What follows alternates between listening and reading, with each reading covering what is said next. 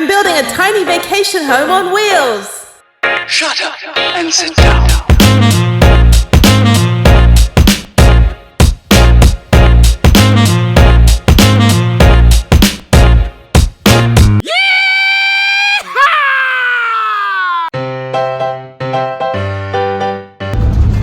Hey everybody, I am headed to epic trip for 21 days.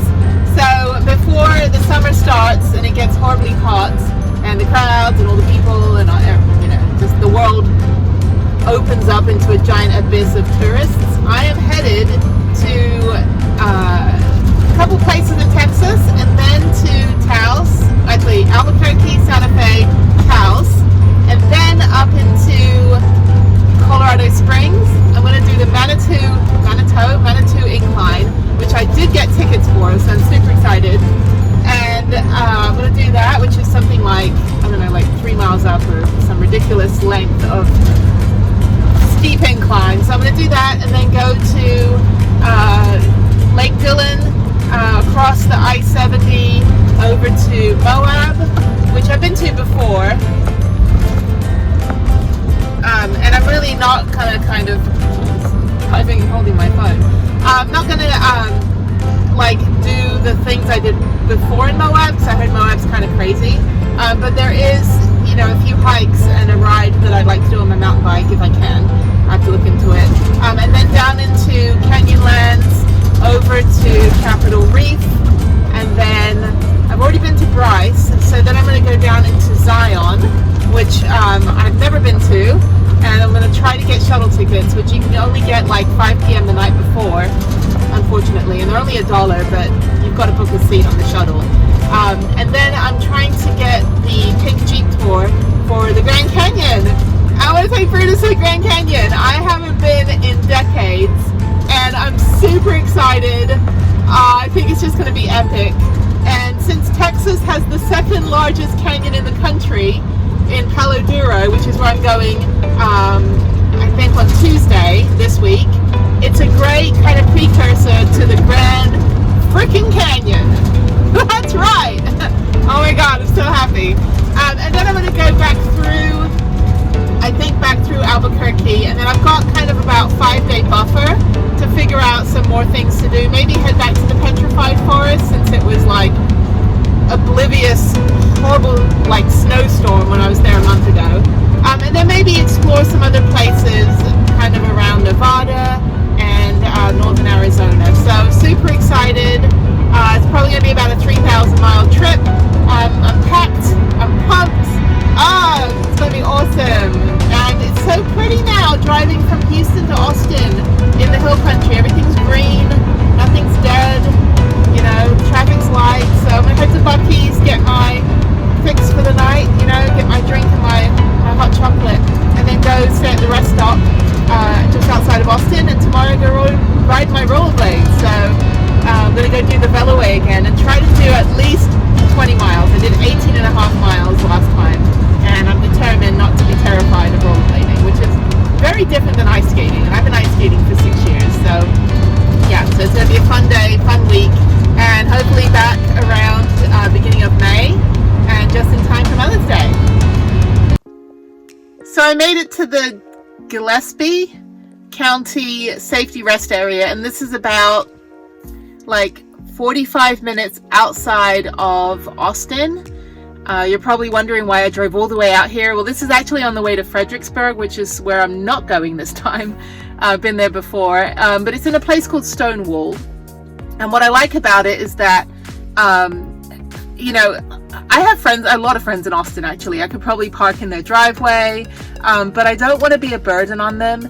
And also, I don't want to, I want the full van experience. I don't want to be, sleeping every night in someone's driveway. I might as well just stay in their house, right? What's the point of having the van? So, what I like about this particular safety rest area is that it's on the 290 freeway, or 290 highway. So it's super quiet. The other one I stayed at was in Georgetown, and it was like hundreds of trucks and pickup trucks, 18-wheelers, like running their engines all night, RVs with their generators and high beams flashing, and I mean, I didn't sleep at all, and it was just super loud. And that one's on the 35 freeway. This one is on the 290. It's in the wine country, so it's a Monday today, so there's like no one out here. There's another boondocker in a like Ford Econoline or something, like just about 3 picnic tables back behind me. There are restrooms. There's no showers, but there's restrooms. There's security. It's well lit, but not like bright enough that you can't sleep. And the nice thing is that, you know, it is only like 45 minutes from Austin. And if you're in Austin proper, it'll take you 45 minutes to get anywhere you want to go. And so there's really no point for me to stay in Austin. I'm going to go back in tomorrow, go rollerblade on the Veloway, which is right by the Ladybird Wildlife Center, which is super nice. And then I'm going to head north to a, I forgot the name of it, but it's like a state park. I'll put the name will pop up next to me when I edit this video. So it'll be like right here.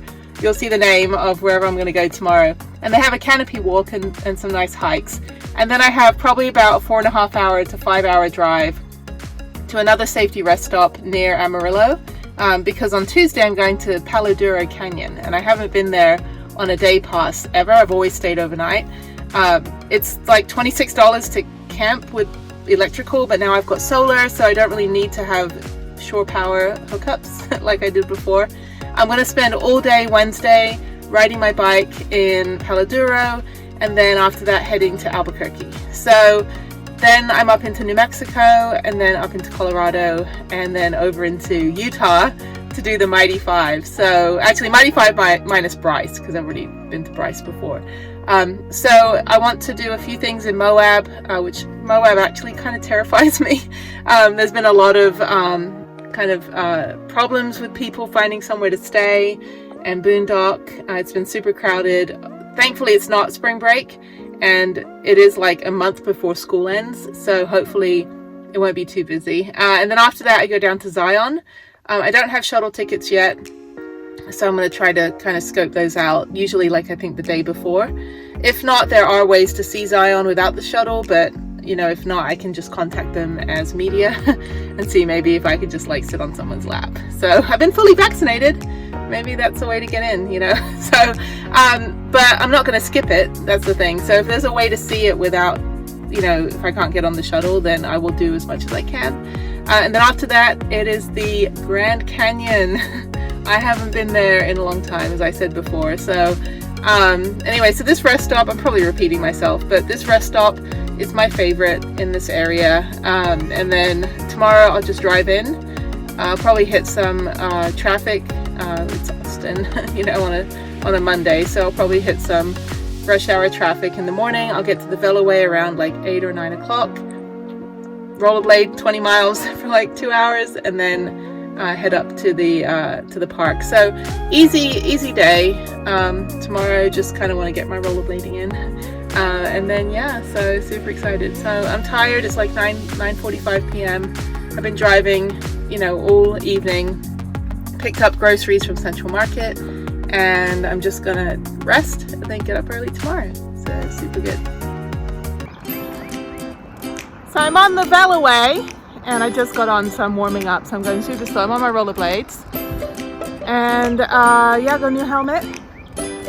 It's actually a kid's extra large, and I told the guy, I said, but I have a big brain. I don't understand why I need to wear a kid's helmet. Anyway, so this is the Veloway. It is 3 miles, little racetrack. It's one way, and it's only for bikes and rollerblades, or roller skates. Which is super cool, and I had no idea all 5 years I've been coming to Austin that this even exists. So the more you know, I guess. So I'm going to try to do 20 miles, although one of my I don't know, straps is kind of weird. I don't know if I'll actually be able to get my rollerblade off my foot. So I'm not messing with it. I'm just going to see how long I last. Yeah, this is good. Nice day, nice and cloudy, so not too hot, about 51 degrees. So this will be fun for the next couple hours.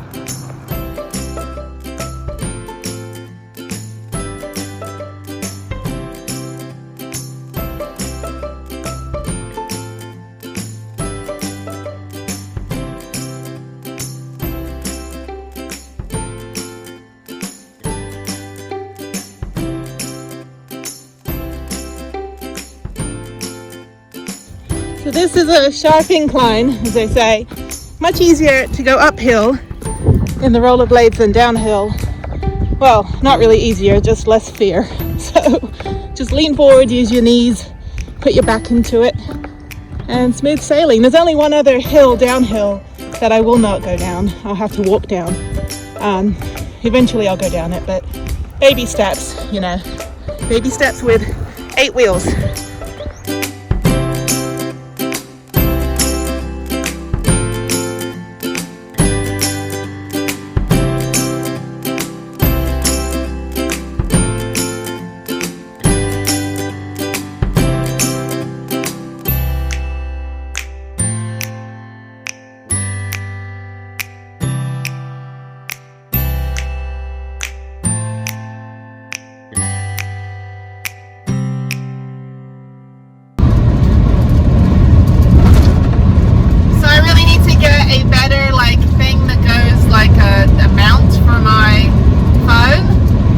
This one, the dashboard is like angled, so that's why there's only really, I only feel like half myself today, you know?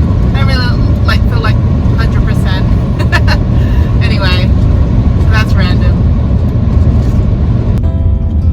So I am now in the Clark Bridge Falls Park, and if you're in Georgetown area in Texas, just north of Austin, I think most, or if not all, of the parks are run by the Army Corps of Engineers. So really, really nice areas. A lot of times they're right next to a dam or some kind of quarry or something, but they're really pretty. This is my third one that I've been to. So I've been to Tejas Park, Cedar Breaks, and this will be my third Army Corps of Engineers park. So I want to do the waterfall hike, which I heard they also have a canopy walk.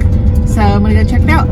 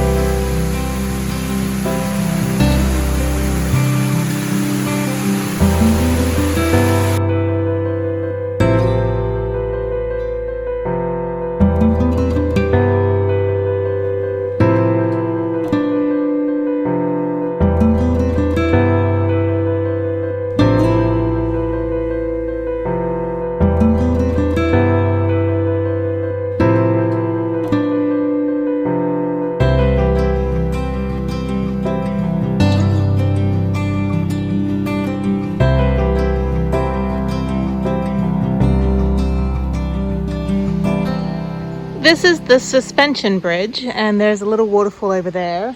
I'm only maybe less than a mile into the hike. The All Trails map is a little bit off, and there are a lot of kind of these side trails. As you can see, there's all these extra little bits you can walk in. It's an out and back trail, so I'm assuming you can't really get lost. You just end up having to, go in circles until you get back to the parking lot.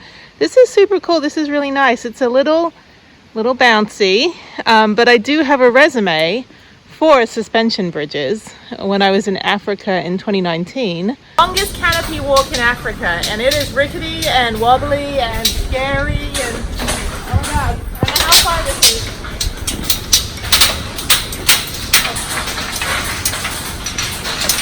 I went on the in Lekki. They had the largest canopy walk in Africa, and then I went to Kumasi, I think it was, and they had a canopy walk, which was super touristy, so there was 100 people on the canopy walk, and of course everybody screaming, and I'm just kind of closing my eyes a little bit and not looking down. So yeah, I got a resume for that, and I feel like I'm a professional canopy walker. So that is a new job I made up. You can look it up.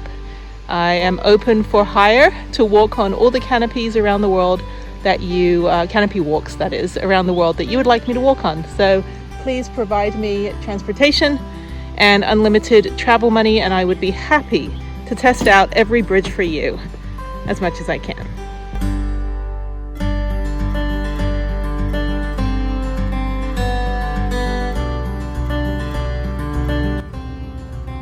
So just be careful when you're hiking. Some of it's not maintained, like these steps. So I'm going down this little dry hill. So yeah, these can be kind of dangerous. I think they just need to kind of maintain this trail a little bit, but it's pretty, so no complaints.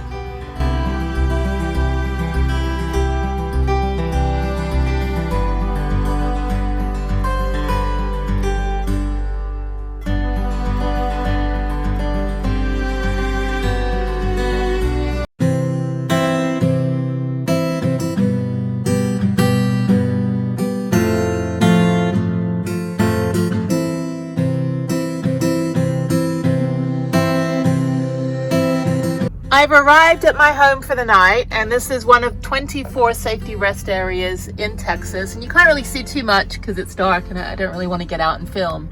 But over there are the very nice, lovely restrooms. There's also like a lobby right here that has like a mini museum about whatever area you're in Texas. Texan history is super interesting. For example, there's a little town called Goliad, and that's where the guy that fought the French in the Mexican army, and that's why they have Cinco de Mayo in Mexico. So it was his birthplace. So there's a lot of cool stuff. There's another trailer over there. There's picnic tables. Sometimes there's a playground. There's also, you can maybe see, sorry for all the bugs, like a, what is that? A barbecue. I don't cook. I only have a kitchen because it came with the house. But anyway, so yeah, literally. So anyway, so yeah, these are really great. And on the other side of these buildings is where the semi trucks or the 18-wheelers park. I made the mistake last time when I was just north of Georgetown, Texas, north of Austin, of parking in the 18-wheeler section, and I didn't realize they run their 18-wheelers all night. And I did not sleep. I had some guy with his high beams in my back window, even with my my like blackout curtains. It was not pleasant. So now I'm parking in the car area, and it'll probably get a little bit busier later. This seems quite nice. So it's super safe. There's security, there's well lit, there's cameras. So yeah, definitely people go, oh, there's no BLM land in Texas. Well, there's only one place near Amarillo, which is almost where I'm at. But it's north of Amarillo, and this one is just north of Lubbock. Anyway, so Lubbock, Texas, and it's about an hour and a half from Palo Duro. So this is great. I saved myself $32 not having to camp at Palo Duro, which I've done a bunch of times. Super nice. But the problem is I just, I'm trying to do this completely for free or using subscriptions like Harvest Hosts. So yeah, I mean, why pay money when you can do it for free? Anyway, this is super nice. I'm going to kind of set up the home, my little tiny home tonight with all the curtains and blackout curtains and stuff, and make some dinner. It's pretty late. It's like, I don't know what time it is. It's 9:53. So yeah, I will link the map to these safety areas below, and hopefully you can take advantage of it. So thank you, Texas. It's one of the few things our governor's done right. So, seriously, what a weird place to live.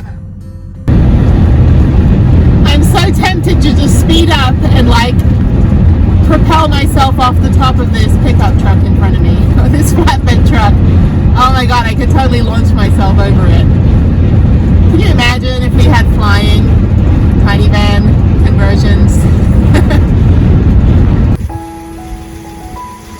So I'm back at Palo Duro, and this is the first time in like the 8 times I've been here since July that it's been cloudy and gloomy and it's freezing, but it's okay. I'm just going to ride my bike and probably do this hike on this side over here, which goes over that mountain to the other side. So yeah, it's a little chilly. It's like 9 o'clock in the morning. I think I'm going to just drive around the park for maybe an hour and then do my bike ride. Since the bike ride only really takes probably about 3 hours, then I can do an hour and a half hike and then head to Albuquerque. So yeah, glad I'm not in a tent because it's so windy and so cold today, but I like it. I prefer this than, you know, when I was first here in July last year in 2020 when it was like 110 degrees, and I camped in a tent during that time.